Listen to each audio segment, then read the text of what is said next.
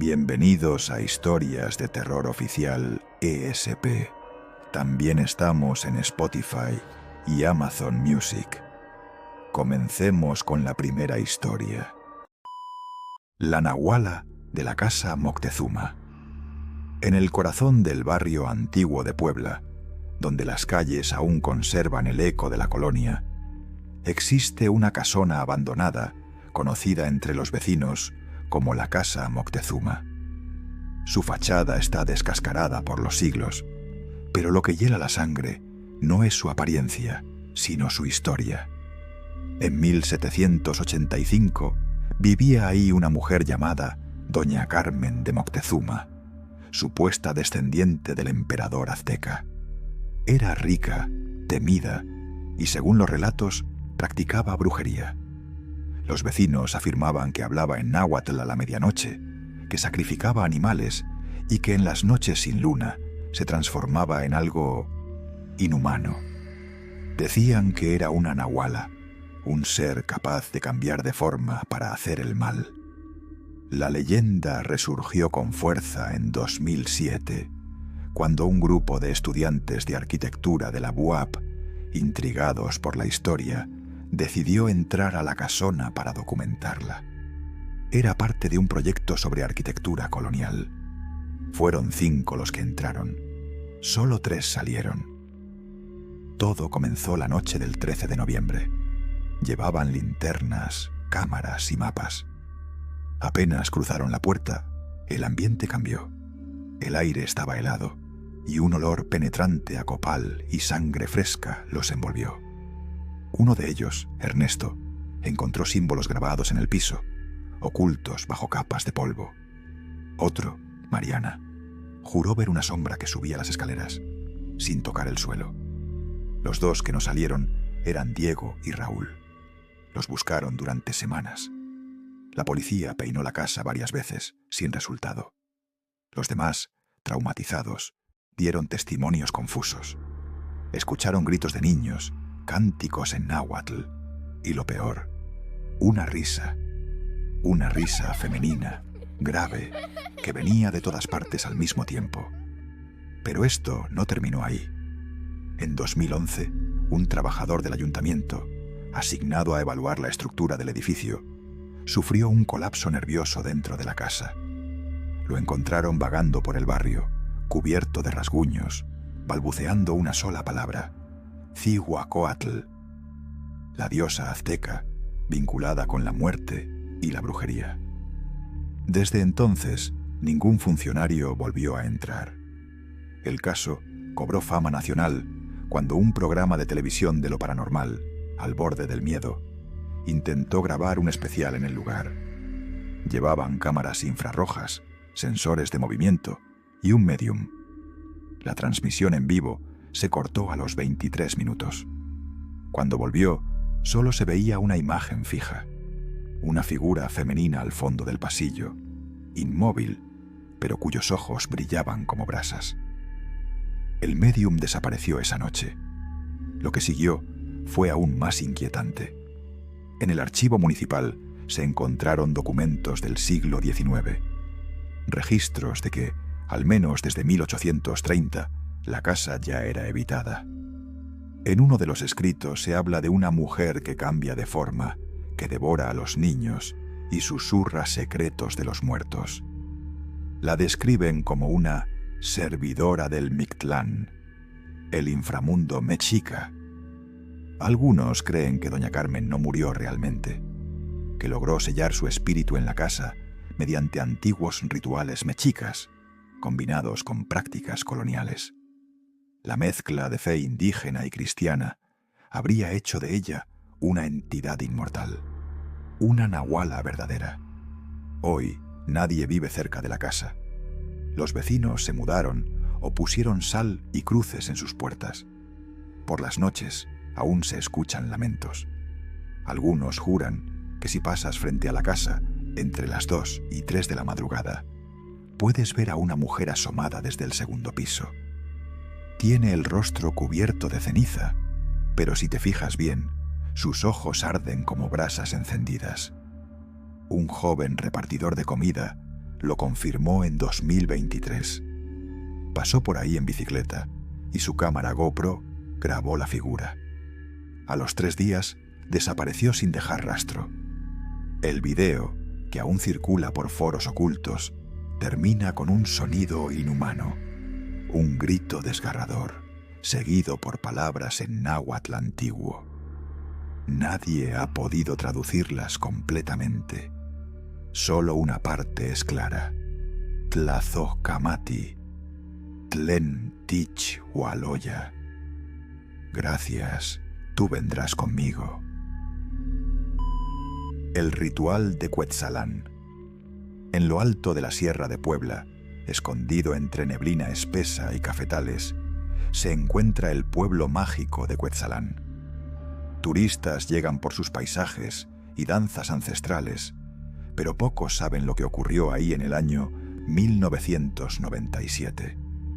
Una historia que los lugareños aún evitan contar, por miedo a que vuelva.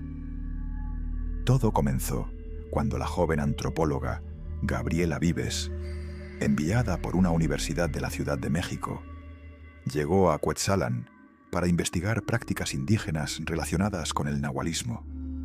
Se hospedó en una posada al pie del cerro Yohualichán, justo frente a una zona arqueológica totonaca. Llevaba grabadora, libretas y una cámara. Nunca volvió. Lo que sabemos es gracias a su diario, recuperado por un guía local que encontró su mochila abandonada a los pies de una gruta. Las últimas páginas del diario describen una ceremonia que Gabriela fue invitada a observar en secreto, realizada por un grupo de ancianos de la montaña. No estaban vestidos con ropa tradicional. Iban desnudos, cubiertos de lodo y sangre de animales, murmurando oraciones en náhuatl antiguo. Gabriela escribió que durante el ritual, uno de los hombres se transformó frente a sus ojos. Su piel se partió como si fuese cáscara, y debajo emergió una criatura cubierta de pelo negro, con ojos amarillos que brillaban en la oscuridad. Era un nahual. Ella huyó antes de que notaran su presencia, o eso creyó. Las siguientes entradas en el diario son erráticas. Habla de sombras que la seguían por el bosque, de voces en la noche llamándola por su nombre. Decía que los espejos la mostraban diferente, con una sonrisa que no era suya. El 12 de octubre de 1997 desapareció sin dejar rastro. Las autoridades investigaron y encontraron algo aún más inquietante: una cueva cerrada por una piedra grabada con símbolos prehispánicos. Dentro había decenas de figuras de barro con forma humana. Una de ellas tenía el rostro exacto de Gabriela. La policía local clausuró el sitio, pero esa misma noche, 3 agentes fueron encontrados muertos, con el cráneo abierto y los ojos reemplazados por piedras. Los pobladores, asustados, confesaron que en Cuetzalan existe una hermandad de la sombra, formada por brujos que conservan rituales de sangre desde tiempos antiguos. Se reúnen cada 13 lunas para realizar el llamado del Tlaltecuhtli, un rito para alimentar a la tierra con el alma de los forasteros. Desde entonces se han reportado al menos 5 desapariciones de turistas cada año en la misma zona. Siempre entre octubre y noviembre, siempre cerca del cerro Yohualichán. Un guía local, don Lauro, que conocía a Gabriela, afirma que a veces en la madrugada, cuando la neblina es más espesa, se puede ver su silueta caminando por la vereda. Pero ya no camina como antes. Su cuerpo es flaco, quebrado, y sus ojos son amarillos. La leyenda dice que cuando ves a Gabriela, ya no es ella, es un mensaje. Significa que el siguiente ritual está por comenzar y alguien será elegido. En 2015, un joven mochilero francés desapareció tras publicar en redes sociales una fotografía de una danza extraña que presenció en Cuetzalan. En la imagen, detrás de los danzantes, se ve a una figura encapuchada observando directamente a la cámara. No hay registros de su salida del pueblo. Su cámara fue encontrada colgando de una rama, a la entrada de la misma cueva donde hallaron el diario de Gabriela. Hoy en día, el sitio está acordonado, pero cada tanto se escucha el sonido de flautas en la madrugada. No hay nadie visible, pero el aire se espesa y los perros aúllan sin razón. Quienes viven cerca dicen que hay algo ahí abajo que nunca debió ser despertado. Y si alguna vez decides ir a Cuetzalan, no aceptes invitaciones a rituales, por más inofensivos que parezcan. No mires fijamente a los ojos de los ancianos del mercado. Y nunca, nunca sigas a nadie que se parezca a ti. Porque los nahuales ya no solo imitan animales, ahora también imitan personas. Recuerda, si estás disfrutando el video hasta ahora, tu like y suscripción ayudan un montón. Continuemos con la siguiente historia. El desvío. Nunca he sido supersticioso.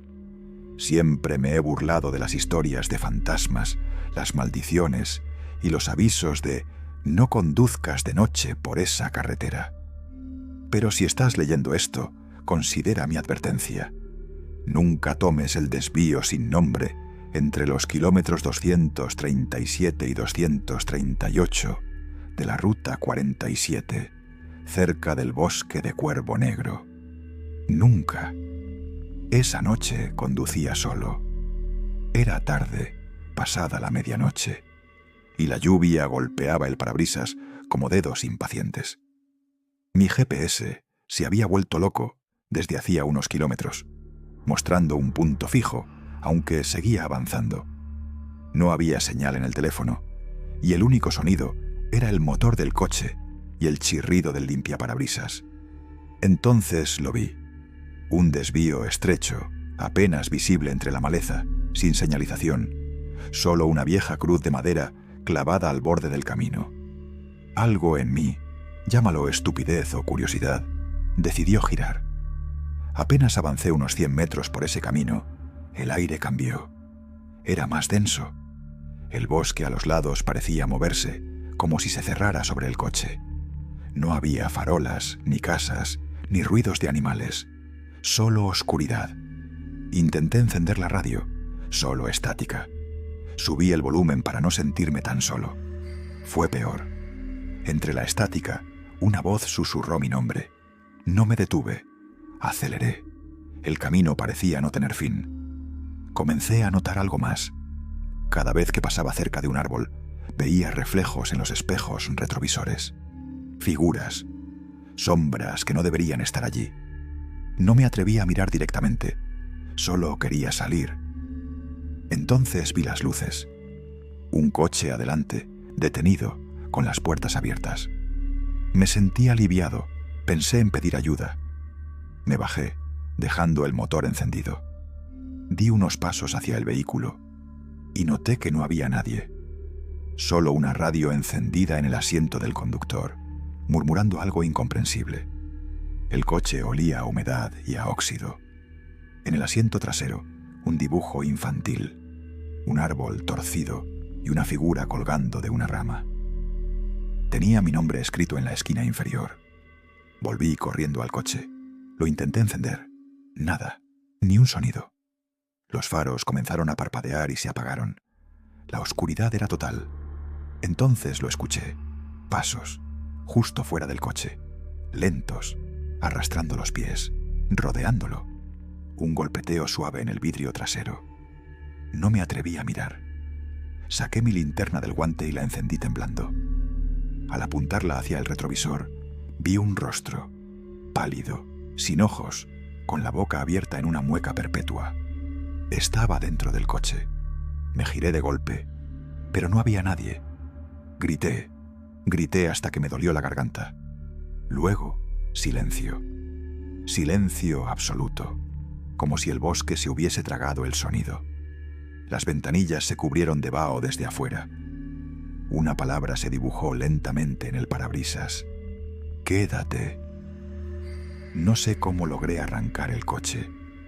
El motor rugió como una bestia y aceleré a ciegas por el camino sin pensar. Los árboles parecían doblarse sobre el auto, arañando la carrocería.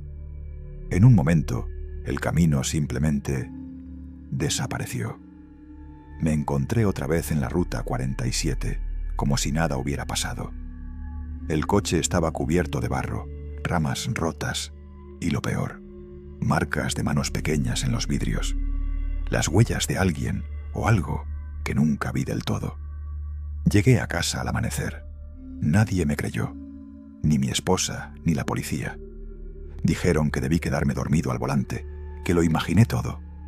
Pero cada noche, cuando la luz baja en mi sala y la estática vuelve a la televisión, escucho esa voz otra vez, murmurando mi nombre. Y cada mañana, al revisar el coche, hay vaho en los cristales. Y esa palabra escrita, una y otra vez, quédate.